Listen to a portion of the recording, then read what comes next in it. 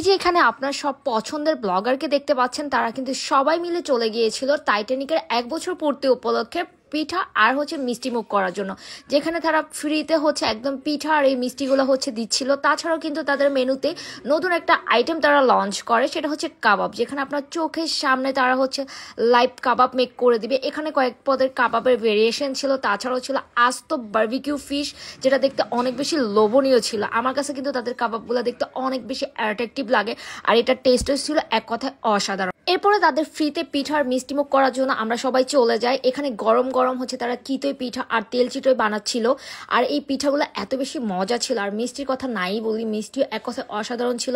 আর এই ফ্রিতে পিঠা আর মিষ্টি খাওয়ার জন্য কিন্তু এখানে মোটামুটি ভালো মানুষেরই ক্রাউড ছিল। দেখেন, এই সবাইকে কিন্তু তারা ফ্রিতে পিঠা আর মিষ্টিমুখ করিয়েছে। তাছাড়াও কিন্তু তাদের মেনুতে আরো অনেক আইটেম আছে। তো যারা এখনো টাইটানিক রেস্টুরেন্ট ভিজিট করেননি, তারা কিন্তু একবার হলো মিরপুর 1-এর এই টাইটানিক রেস্টুরেন্টটি ভিজিট করবেন। তাদের নিউলি লঞ্চ হওয়া কাবাব আপনাদের কাছে কেমন লেগেছে সেটা অবশ্যই কমেন্ট করে জানাবেন।